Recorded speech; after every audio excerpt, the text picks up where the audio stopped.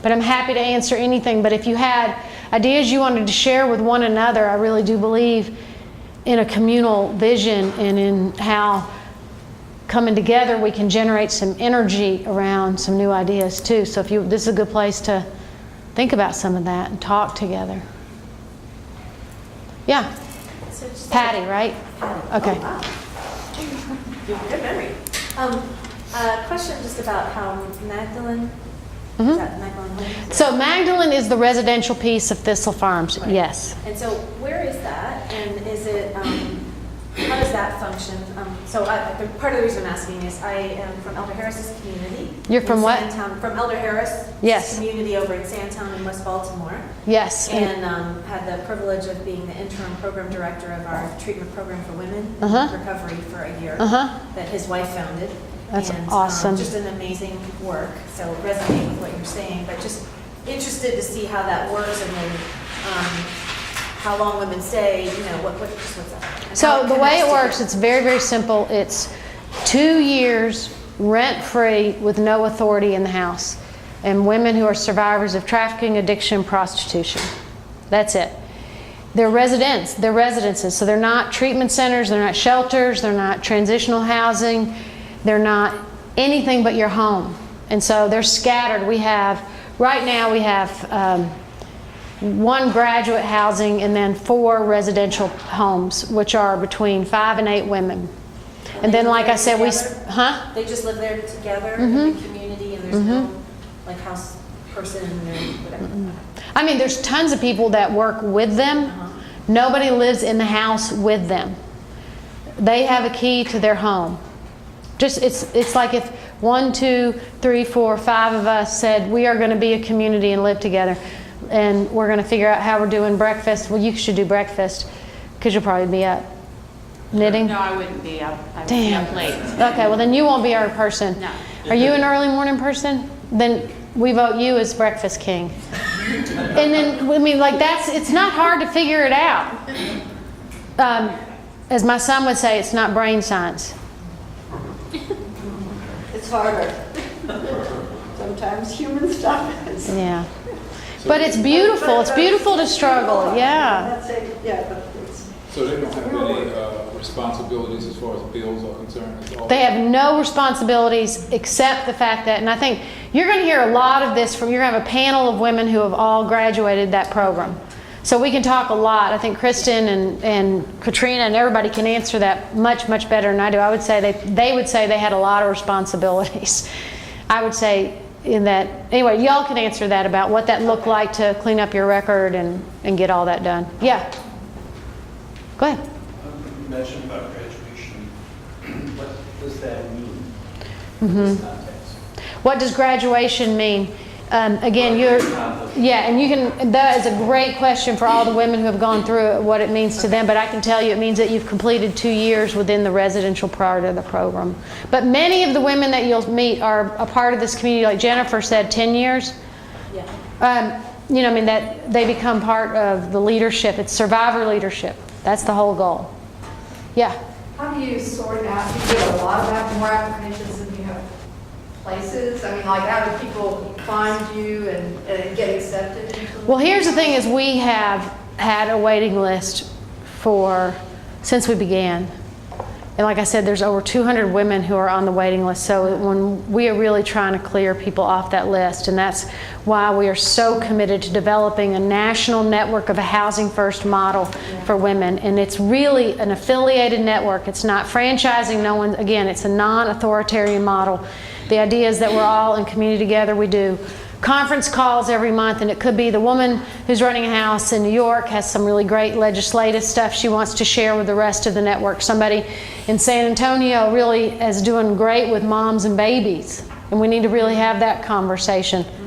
But people have different expertise and different abilities, and we try to make sure that everybody gets heard and has a way to be together. But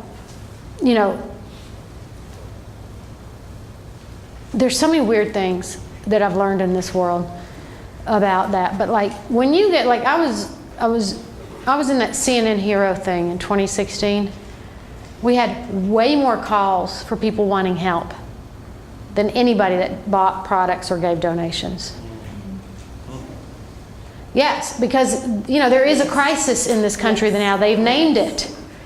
And the drug industry and the sex industry and the childhood trauma that goes along with all of that is really embedded. And people, like, we could talk in this room about friends and friends, or relatives of friends and friends of relatives, and everything in there. If any of us are in community, you know, we know people who need a safe, good place to do some healing work.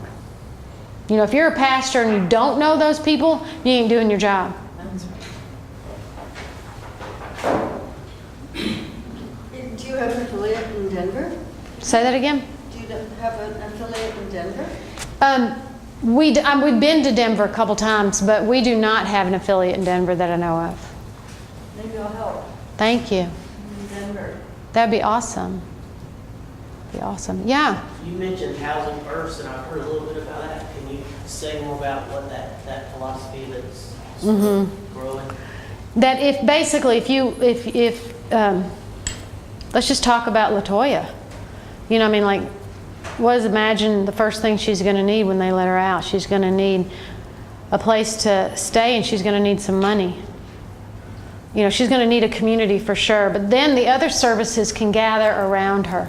So we can do, you know, all the dental work we need to do for her. We can do therapeutic work that we need to do, restitutional court work that we need. I mean, all those other services and programs can happen if you can have a safe place to put your head long term. I mean, if you're offering somebody, you know, 30 or 60 or 90 days, that works for some people, but especially for women, like I said, on average in our community, first rate between 7 and 11, first hit the streets between 14 and 16 years old.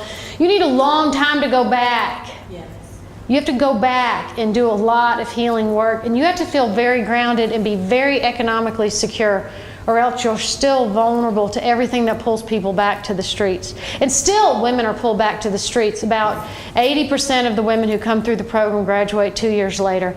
At Thistle Farms, truly, women will relapse over a relationship before a drug. Do you think that's true in Baltimore too, for the women you serve? Yeah. Yeah. We experience that. Yeah, you experience All the it. time. Right. All the time. And so the best thing you can do is say, you don't need, I mean, like, financially, you don't need this relationship. When the day you come into our community, women get stipends.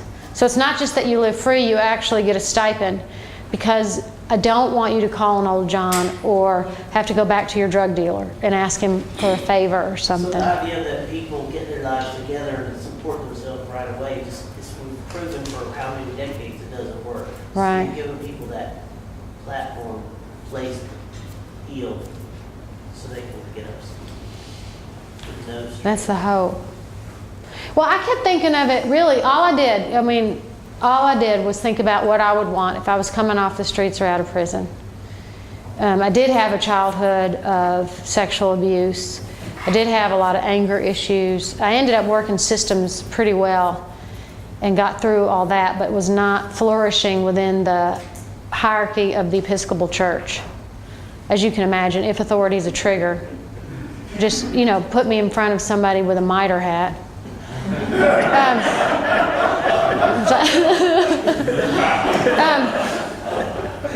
I know. Anyway, I needed to understand really about healing in my own life, and it made sense to me that, like, what I would want is people to leave me alone. First and foremost, I want a safe bed that's nice, and I want good sheets with a comforter. I mean, like, I want to be able to sleep. And the next thing I would want is people to say, like, what can we do to help? Tell us your story. Not like, what were you thinking?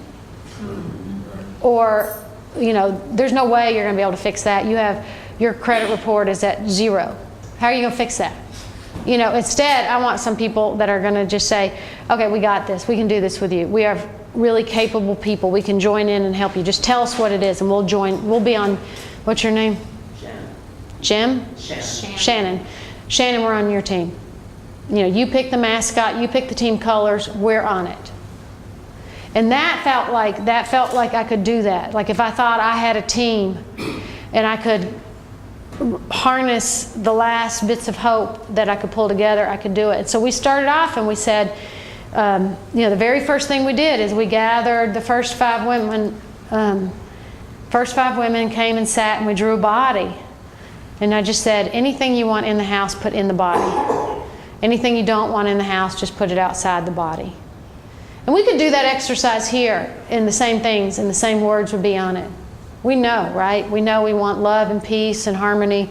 We want violence and addiction, jail, all that out. Like, what do you want in and what do you want out? And so how do we get this stuff in here? Let's think about it. Like, what do we need to do to make sure this is the stuff in the house? And they decided what it would take to keep that stuff in the house and what it would take to keep that stuff out of the house.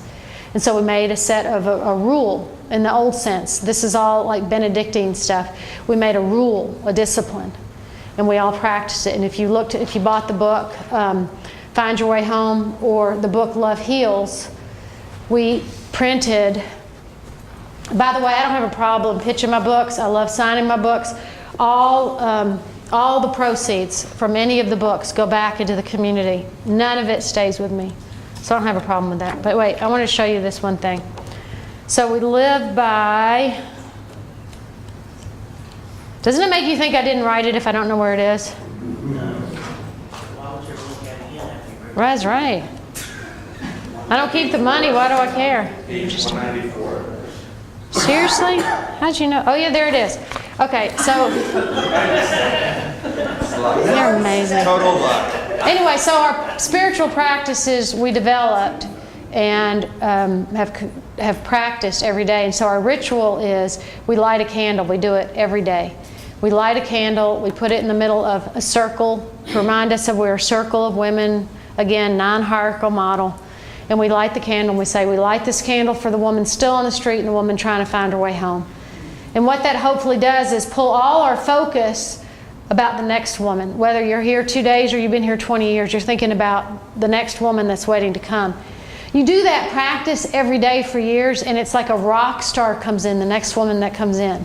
It's like, oh my gosh, we've been praying for you and lighting candles for you and thinking about you and you're here. I mean, it's amazing.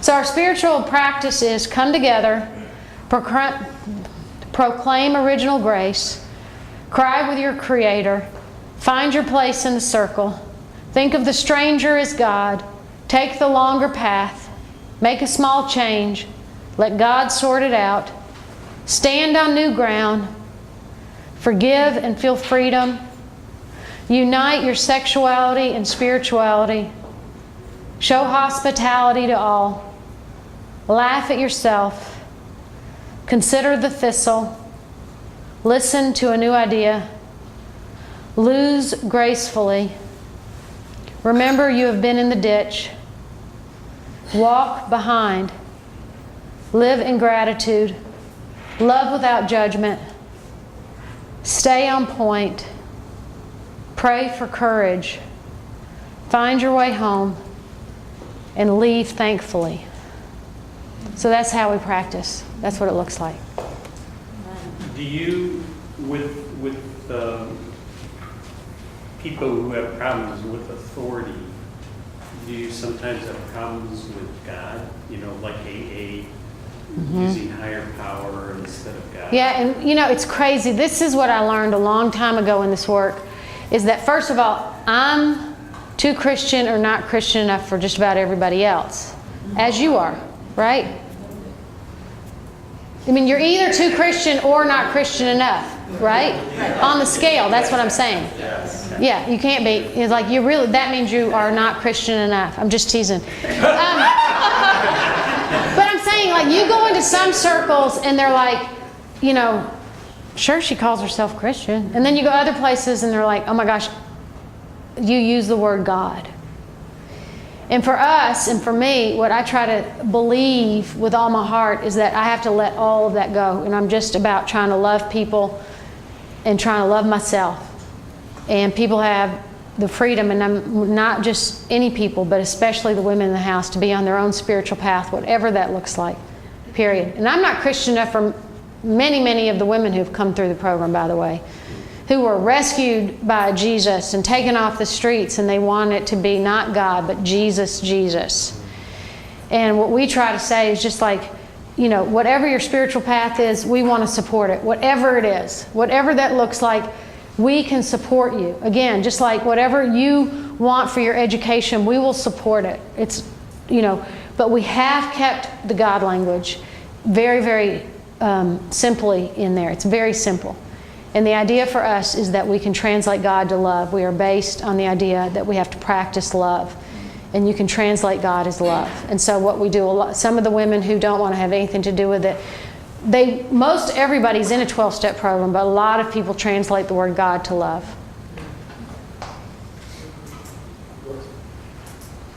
What about the symbol or the theme thistle?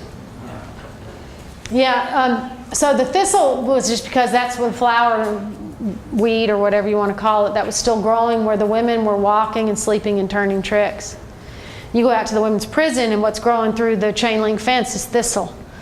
It's just basically anywhere that people have quit landscaping. And so thistles are notorious. They're called notorious weed. They're legal to plant in 18 states. I love that. And, you know, they just seemed like they were so smart because they had this whole history of survival by brutality. They were so powerful. And they had this huge deep taproot that just can grow through concrete, can survive drought. When we bought this building a week after the flood in 2010, and we had just bought it, and this whole part of the city was flooded. This was just mud on this whole side. It's a mudslide.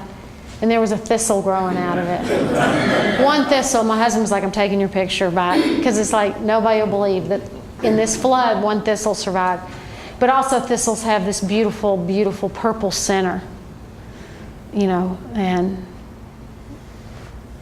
don't want to get too biblical, but even Solomon in all his glory is not arrayed like one of these. And it's this graceful, beautiful purple center. And we all have that too. So we all do have these prickly outer parts, and, you know, that touches a nerve in us, you know, because you guys are here because you're passionate about what you feel passionate about. You have that thistle quality in you. And to remember that sweet, soft center. And then what we learned was that thistles are great for detoxifying and restoring livers. So they were perfect flour for what we needed at Thistle Farm. So we were picking them and harvesting them. We made paper out of them. It was perfect. And you could take something, and it's a reminder that you don't have to leave anybody, anything behind. There's nothing left to be condemned. You know, they're beautiful. And again, you can engage it in an economy of love. And actually, it's a great product because you don't ever, ever, ever have to grow thistles. You can go and get thistles anywhere. You know, when you become a thistle farmer, and like the whole world is your farm. And like when we went to Rwanda, our first global partner, 258,000 people buried at a memorial, and around it there were thistles growing. You know, we go into the hills in Mexico, in the valley in Ecuador, and there's thistles growing. And anywhere people will go like, oh my gosh, thank you if you pick thistle. And what we realized is like it was a great opportunity for a volunteer group once. You know, like anybody would do it once, would go pick thistles for you. So you had to keep introducing it to more people and more people. Because it was like, okay, we have a great volunteer opportunity for your group. We're all going to go pick thistles. Everybody's like, great. And then they're like, never again. I've got Nashville chiggers, which are awful if you've never gotten them. It's awful. Yes? We have a similar kind of thing, the Journey House in Kansas City. Mm-hmm. My mother's sister's in St. Joseph. But they do have one authoritarian thing, and that is everyone has to be at one meal in the community, either lunch or dinner, every day. And after they leave for a year. That's awesome. Because that's the only big rule. Yeah, and no, we have definitely, women have a lot of structure. There's a lot of meetings people go to. And we have community meetings, and we have all that. It's just no one living in the house. No one lives in the house but the women who live in the house. Yeah. Go ahead. Oh, Pastor. I'm from the community 72 square block, the community in West Baltimore called Sandtown Winchester.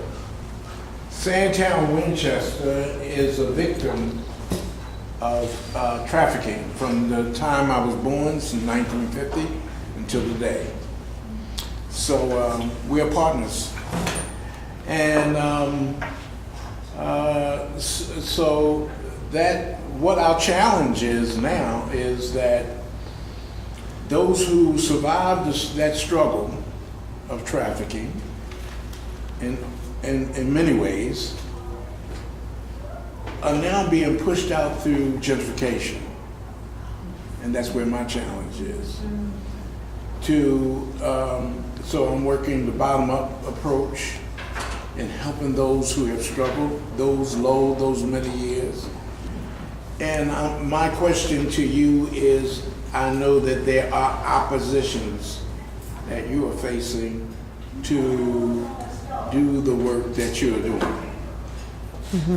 And my opposition is fighting those who want to change my community. That if I go back in 5 years, I wouldn't know the difference. If you could, Georgetown was a African-American community, and now you could not tell that it was an African-American community when you go there. Yep. And you can't live there because you don't have enough money to live there. Well, I feel that that's what they want to do with my community now. And push out already. They're pushing out our young people, and they're dropping out schools because they're giving them the slip to go to schools outside of our community. And they're saying now that we don't have enough kids to educate them in the community, so we're going to have to close some of your schools. So that's my fight. So I'm facing that, and I'm asking you, your opposition, being here, doing the lovely things that you're doing in the beautiful, beloved community. That's a great question. And I think there's a lot of different things. And I think, one of our big struggles right now, and it's Nashville in general, is housing, like you're saying. Housing, like, even if we house women for 2 years, at the end of that 2 years, affordable housing, and that's true in a lot of cities now. It's just awful. It's awful. And we can't get a decent housing fund together. We have whole, organizational stuff set up now just to really try to open up safe and decent housing. And so we're a part of a larger problem. And what you're talking about is you are part of a very big, larger problem. And the other thing I would say that I've had opposition to that I think I wasn't necessarily expecting, and I don't get tons of opposition to my face, but people think you're big enough, like you've done great work and now you're big enough. Don't be thinking about Cuba and Nigeria or wherever the next place is taking you. You got plenty on your plate, stop.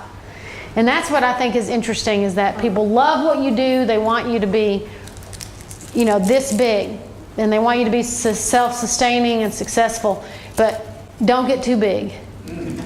And I think it's been interesting, like when I got ready to open the cafe, two of the foundations in Nashville had this, they wanted to meet with me, and I went, and they were like, it's great you house women, that's awesome. We love that you make the bath and body care products. We're not going to fund you, you don't need to open a cafe. And I was like, well, it's 8 immediate jobs for women. It's 8 new jobs immediately.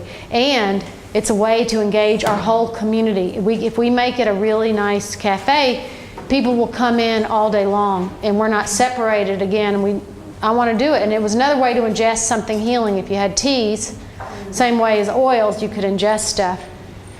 And, I would say both of those foundations have had in the last year 2 or 3 board meetings here in this space, in this cafe. And I always want to go like, you didn't even think we should have been here. The reason is that it's like, that's not what you do. You don't know. I mean, like, what do y'all know about that? What do y'all know about cafes?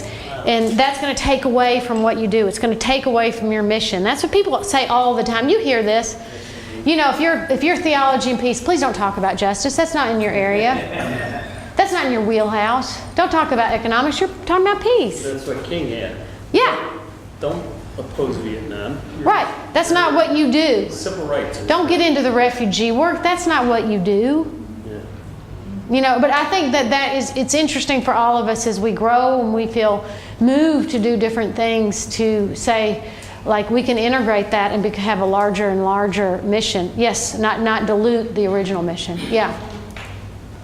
Go ahead. I didn't know your name, I'm sorry. Do you want this? Oh, no, I'm fine. I used to do theater, so I'm fine. I'm a filmmaker now. I'm here with Olive Creek. And one of the things that I found interesting when I first came in, I've always seen it, I'm going to be very frank with you, I always thought that y'all were making soap over here. You what? I just thought y'all were making soap. We did. Yeah. Would you like, and you need to try some, it's amazing. No, I've heard, and the reason I know that, because I used to work at Goodwill. Yes. You're like, man, they got the best soap in the world. It was like, that's amazing. But one of the things that working at Goodwill that I found, because I went through a very difficult time before I got back, sort of back up on my feet, and working at Goodwill, we all hated each other. Like the people that worked there hated each other, the people, the managers, they hated us. Everybody hated each other, except for the CEO. He loved everybody. I was amazed when I got here. I was overwhelmed with how much the people actually seemed to like each other. And they liked working here to a point that I was like, hey, I've already ate lunch, but let me get a snack because I want to really support these people. Because they really seem to be very loving. How have you been able to take this situation where some of these women may not necessarily be used to working 9 to 5, but they actually seem to enjoy the environment. They actually seem to enjoy. When I worked at Goodwill, there was 3 instances where people got fighting with each other. Nothing. I wasn't one of the people fighting that way, but there was a lot of that kind of thing going on. So how have you been able to make this environment so loving and peaceful? Just don't know. I think we practice that circle. When we start off with a candle and light it every single day, that's all I can say. And I know from the very beginning, I don't think Regina's going to be on the panel that's coming in, but I know Regina, who runs the national network, she was one of the first 5 residents that came in. She came in right off the street. She came in, and you can imagine that if you end up being 20 years later the national director of all outreach and education, what kind of heart you have for this work and the women. She was one of the first women. She was powerful, she was compassionate, and so I really think it was early on some amazing women who led us on the right path to really say, like, there's a lot of women still really suffering out there, we can't forget them. So Regina was one of the first 5 women, and I'd gotten a second house, but we didn't have any approval, no codes, nothing. And she was like, okay, Lisa Duke is coming in and she needs a place to stay. And I'm like, well, we don't have the second house ready. And she goes, you know, she needs a place to stay. I don't know if you heard me. And I'm like, oh, okay. So we just got a bed and started off with the 6th resident before we were open. I mean, like, she was powerful. And I think there's a lot of women like that it's not like you're empowering people. You're finally maybe just give them the grace to listen a little bit and just follow a lead. And that's why one of the spiritual principles is it's not bad to follow someone else's lead in a movement. That you don't have to lead everything. You know, the way we talk about it is if you're always getting your way, you're not in community.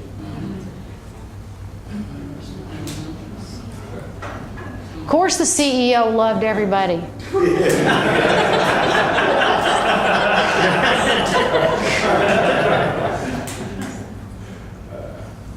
Yeah. So how did you, in the beginning and versus now, fund all of this? We fund everything we don't take any federal or state money. We've gotten 1 or 2 local grants for whatever it's called, capital projects. So everything is done through donations and through the sales of products. So we have about a $5 million budget, and we are hopefully selling about $3 million in bath and body care products, and we'll raise $2 million. $3 million in profit? Huh? $3 million in income? Or? So $3 million in sales of the product, more than $1.2 million, something like that, goes back directly into the women's pockets. If you stripped everything away, the bath and body care company would be self-sustaining, but we try to do education, outreach, start new projects, put money back out there in the community, run 4 or 5 houses at a time here in Nashville. And all of that is, you know, that's a couple $1 million. Yeah, go ahead. How do you decide, or how do you listen for new projects, like where you're going to go? I think, you know, they come in different ways. We had a group in Ecuador that was working with, if you got the healing oils kit, those pouches are made by a beautiful group of women in Ecuador that we've been in that community for more than 20 years. But one of the people that come down, so it's a school, and it's once a year they have a health care center, and that's when we knew we wanted to work with the women who were all survivors of domestic violence, rape, poverty. So one of the people that came down there was working with a group of women who were all homeless in Mexico. And he said that they had access to moringa, which was the new superfood. Y'all know moringa, right? Move over kale. That's what it said in the New York Times. It's really amazing. So we have moringa tea. So anyway, we went down there and looked at that project because he told us to, and we wanted to follow that lead. The refugee stuff came from looking at a video, the one that we're looking at. I mean, it's just friends in different ways and networking. It's just saying, I'm in this work for the long haul, and just continue to try to develop best we can and see how we can help, and not being afraid. Again, I think one of the gifts of community and doing it together is it's not as scary to say yes. If you think it's on you, then it's very scary. If you think like, oh, I can blame it on a whole bunch of people if it doesn't work, then it's not. It's like, yeah, sure, we're in. Yeah, absolutely. I probably won't work. So are there projects that haven't flourished? Yes. Yeah. Yes, not tons, but yes. But I find, I mean, the reason that I really wanted to start, it's in this, if you look at all of it, so we call it shared trade is what we do. So shared trade is different than fair trade. Fair trade is based on what you decide is fair for a wholesale price, and then you put it out in the market. So I could say, really, fair trade is $3 for this candle for the producers. That's fair. That's on the fair trade market. I can sell it for $20 as the retailer. And I make 17 bucks. Awesome.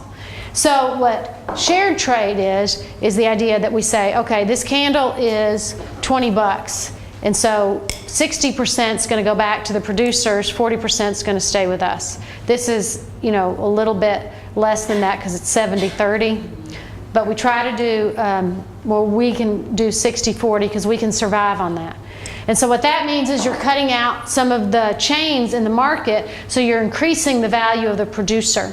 And they're getting a share of the end cost, the end price. So if I sell it for 40 and it's still a 60-40 split, that's awesome. So again, everybody wins in this idea of shared trade, and we can vet every organization and say, look, we know what they're doing for the producers and the women who are in their communities who are survivors, and we have checked everything, and we know that that's where the money's going. So we do small projects. But I had been seeing projects like all those. Y'all remember when there was maybe it still is some, but the beading thing out of Rwanda, they made paper beads. And everybody had to buy the paper bead necklaces, right? And so they were starting these organizations with women. They come back, there'd be some community, a church community, maybe they have access and they can sell 3,000 paper bead necklaces. It's awesome. There's no plan, there's no marketing, there's no distribution.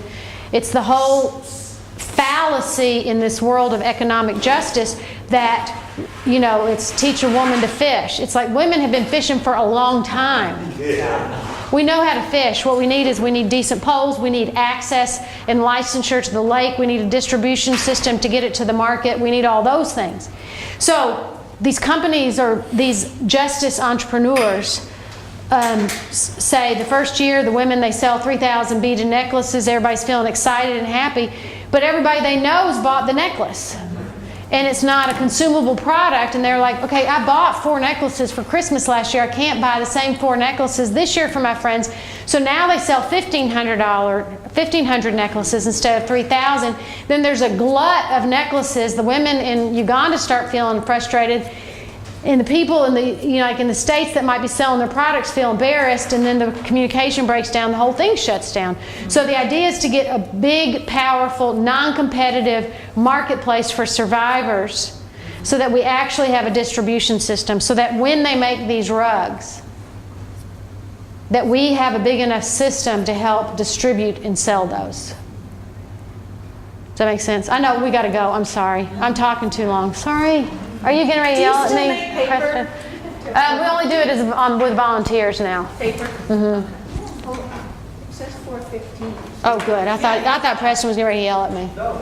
Oh. Yeah. I thought it said You 4. still got time. Okay. Hello? At American Baptist, Dr. Harris and Phyllis Hildreth and Joseph Tribble and Raheem Buford, all in various ways kind of, I feel like, took us to task for how we accept the invitation to beloved community. Being very careful about how we try to be in community with other groups of people that maybe we've not really taken the time to appreciate, listen to, understand. I want to read something to you that has meant something to me and then ask whether it resonates with you. This is from Richard Rohr. He says, Jesus, perhaps disappointingly, gives no abstract theory of social justice. Instead, Jesus makes his life a concrete parable about how to live in this world. He demands of his first followers that they be living witnesses to a simple life on the edge of the dominant consciousness. Jesus did not call us to the poor and to the pain only to be helpful. He called us to be in solidarity with the real and for our own transformation. It is often only after the fact we realize that they helped us in ways we never knew we needed. This is sometimes called reverse mission. The ones we think we are saving end up saving us, and in the process redefine the very meaning of salvation. Only near the poor, close to the tears of things, as the Roman poet Virgil puts it, in solidarity with suffering, can we understand ourselves, love one another well, imitate Jesus, and live his full gospel. So I think that's beautiful, Preston, first of all. Obviously, he's a beautiful writer. It's beautiful. But I also have problems with the idea of who we is. So we are the people who are this, and then the poor are them. And so I personally never wanted to do like we are helping them. I just wanted we to be all of us. And that's why, I think one of the things I have tried, and Kristen, you can correct me if I'm wrong, but that the we is always inclusive of everybody in our circle. That the we would not be, we're in the circle and then the poor are not in the circle. And that we have to learn and go out and then love the poor and then be changed by the poor. So the poor are we. We is as inclusive as we can get. But that we never have like a department without women who are survivor leaders helping lead it and do the training. And you know what I mean? Like the we has to be the we. That's what scares me about sometimes about our those kind of passages, and I fight it. That's one of the things I fight in the community is like, who is the we? All of a sudden there's like an article that comes out or something happens, and all of a sudden it sounds like the we is a smaller group than we intended the we to be. That's the only thing that makes me nervous about it. Because it's like, if Richard Rohr was poor, he wouldn't be how would he understand the we then? And I think, a part of it, I really do think one of the gifts in my life, I do believe, seriously, was after my dad was killed when I was 5 years old by a drunk driver. My mom was working in daycare. She was raising 5 kids on that. And we knew we were poor. We were the poor. We had, Social Security. And I think I knew then that it was like the biggest stress in my mom's life was money, period. That was her biggest stress. We prayed over tires that they wouldn't go flat because they were bald. And I feel like sometimes when you're in a Christian community and you're the poor one in the group, the we doesn't feel like you're in that sometimes. Every now and then it didn't, I mean, at least for me, it didn't always feel like that. Like, I don't want them to be nice to the widows, to be nice to the us, the poor, like they were being good Christians or something. I just want to have enough money and have access, so it's the we. I don't know, what are you thinking when I say that? Tell me, talk back to me.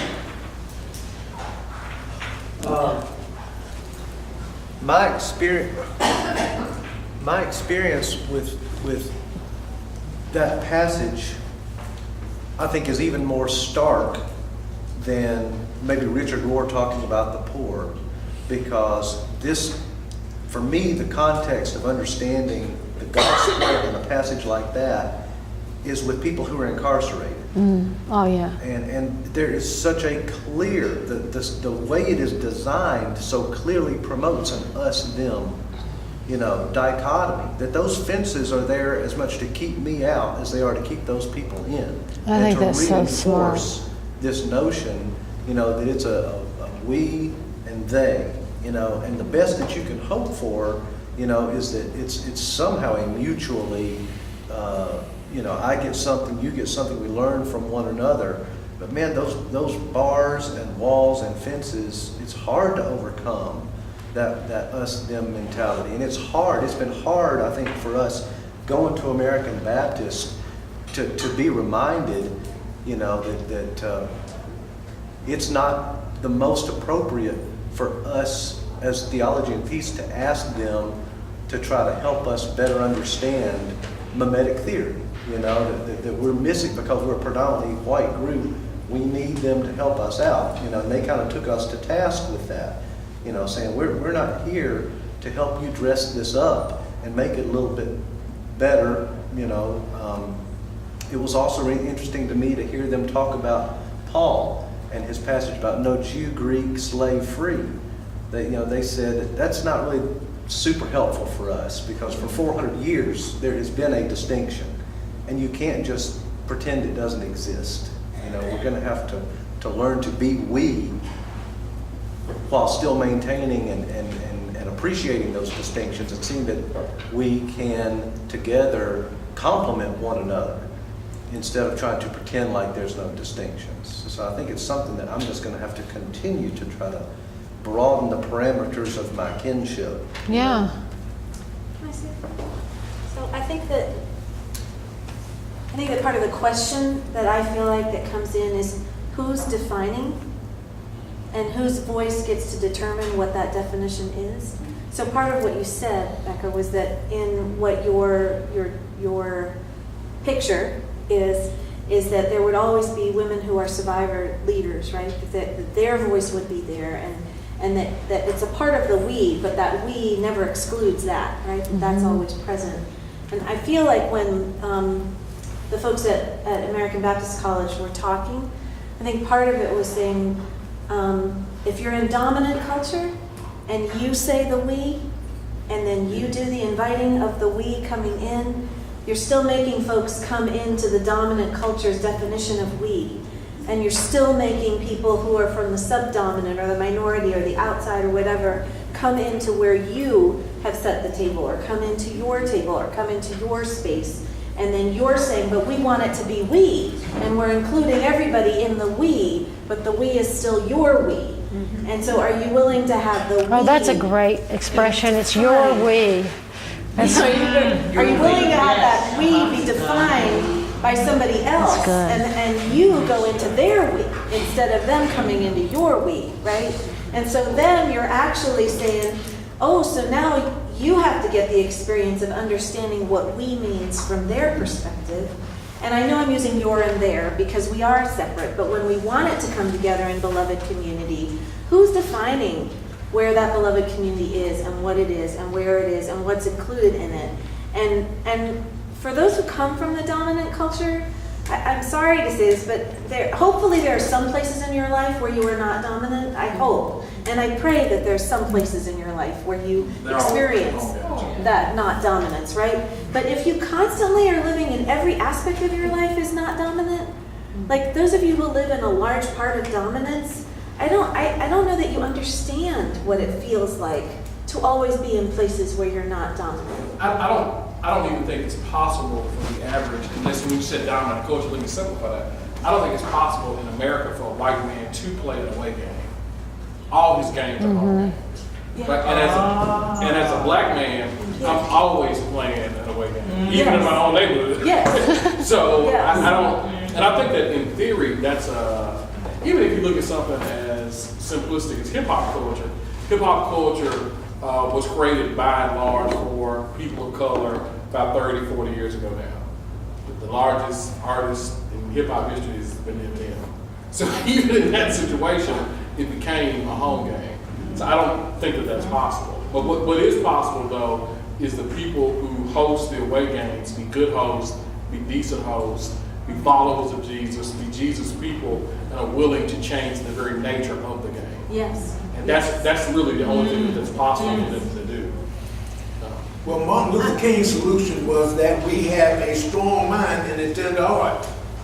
It's just that, you know, that means that we got these opposites. He said, no person is strong unless they bear into their character antithesis strongly marked. Opposite strongly marked. He used the scripture. He sends us out as what? Sheep before wolves. Opposites. And the antidote is to be harmless as doves and wise as opposites. How do we harmoniously bring those together? Is what we work for desperately. My spiritual leader was Gordon Cosby, and he taught us to be servant leaders.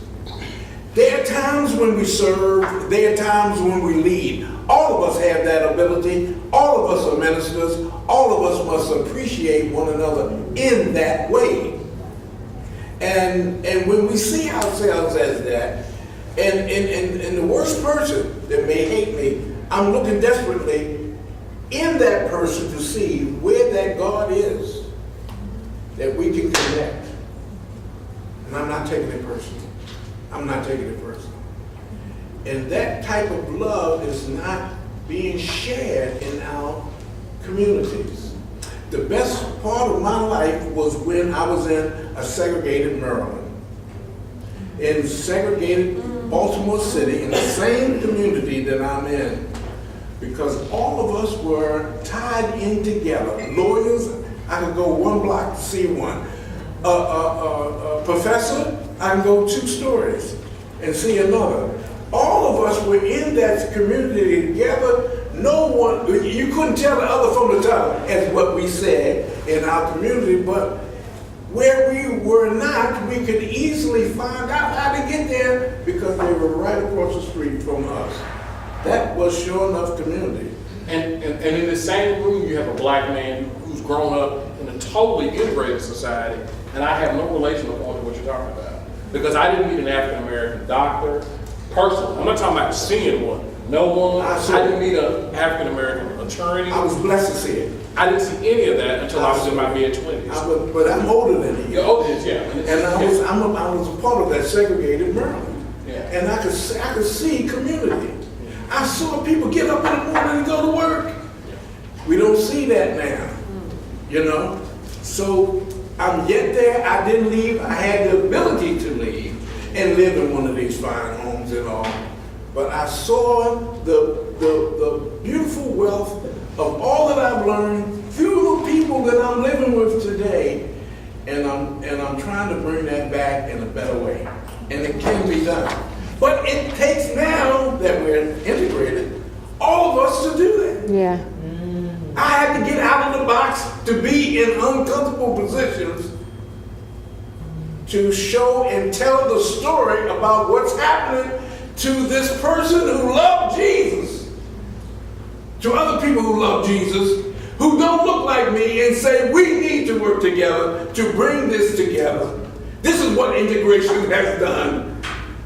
And let us bring back the community that I once knew when I was growing up as a child. That's what the 8 years of me being with Theology and Peace and me being a slave to hope, feel that we can do together. Somewhere we need to be able to tell somebody of the theory of what we're doing, showing it in this practicality somewhere. If not saying town, somewhere in America that we can point our finger and say it's done there, and let us multiply and make it better. Thank you, Amen. I also want to say, this is a little off maybe, but when I've come in here and I've walked around this place, and I keep seeing this, love heals everybody. There it is. For me, that has been such a significant phrase, and I'm in that. You know, everybody's in that. Love heals everybody, and it to take away. So I think God, oftentimes, the word God can put a barrier in because God has been gate kept, you know, kept out or organized or whatever. Love doesn't do it, and so I want to just affirm the gift of that and the wisdom of that, and I think it's a movement for me to think about how am I creatively being just to remember love can lead us somehow. I just want to affirm that. Thank you. Do you want to give someone else? Anybody else? Speak now or forever else hold your theology of peace. Or he has a question. So This obviously you have really expanded. This works. This is an example of what you're talking about. Yeah, Okay. yeah. So, do you have a marketing strategy for getting this out to parishes? Church, I'm Catholic, so we talk about parishes. We don't talk about community. We don't do community. I forgive you. Sacraments, you know what I mean? I forgive you your So, Catholicism. I mean, the thing is, very simply, the American religion is, the American liturgy is shopping. Everybody shops all the time. And a lot of people, I think it's just a habit, it's a default, and not just Christmas, etc. On the other hand, people see things, hear about things, PBS, you know, public radio about your kind of organization, and there are many of them. And they feel good you're doing that, and they feel bad they can't do anything. And they can't go to Rwanda, and they can't go to Syria, and they can't even come to Nashville because they have a life, but they can shop. And do you have, therefore, a marketing strategy to redial the American shopping liturgy / addiction to your kinds of products? Because people shop, they don't care what they buy. It's not what about that. You go to a mall, and they're buying the same old stuff all the time. It's what they do with disposable income. There's nothing, you go to a mall, you see. I love your hat, by the way. What? I love your hat. Yeah, you know I do. We'll talk about marketing this, because I get complimented. That's what I was thinking. I was like, maybe guys would buy that if I could I just need about a couple of thousand of them. But yeah, so I want to say three things. One is that my marketing strategy, because people do, I mean, it's consumer society, consumers want, you know, they're buying to have some purpose. I mean, overwhelmingly, if you look at all the odds, and like, I wanted to make a t-shirt that just said, buy our shit. Like, you're gonna buy something, just buy ours. Like, if you're gonna buy something anyway, buy ours. And just really just like cut out like how great it is, and this is what the meaning is. And then I've gone through a period where it says, I wanted to have the t-shirt say, don't just shop, invest. That this is really an investment, so that people could feel good about that shopping, and that you could say this really is a way of investing. You know, I mean, this is our marketing strategy, just so we're all clear about what we're doing here. You are part of our story now, right? Yeah. And we're a part of your story. So we are, you know, happy to participate in any way in your Catholic community parish, you know, to get the word out. But this is how we do it. We share stories. It's good news, and people share it and share it and share it. And that's so far been, you know, the way that I understand that we can really grow this and have a solid foundation and keep going, is that we, you know, I think some of the most powerful words in Scripture are remember me. And the coldest words were, I never knew you. Coldest words in Scripture, I never knew you. Huh? That's a sad commentary. Right. And I think the idea that we remember each other is one of the ways that we really love each other. And so that whenever you go back to your community and they say, we're going to have a bazaar in November, you can say, oh my gosh, we can order Thistle Farms products and sell them. You remember us. But that's too small scale. Everybody shops online. Right? That's the death of the shopping malls. And the question, for example, let's take the example of Heifer. Heifer bombards the internet around Christmas with opportunities to buy all kinds of animals all over the world. And lots of people buy that for their children. Well, that's just because that's what you're tuned into. What? That's because that's what you're tuned into. You're tuned into the Heifer Project. So you're on about 4 mailing lists that are probably associated with the Heifer Project. It really depends on what world you live in. I mean, we definitely have an online presence. We definitely work towards that all the time. Okay. But I'm happy to get your email and put you on our mailing list. I'm on a think I don't know, some sort of, but I see strategy, some sort of, We do. We have. raise the scale, but Yeah. we'll be in touch, okay? We'll be in Top touch. of my hat. Love y'all. Thank you. Thank you.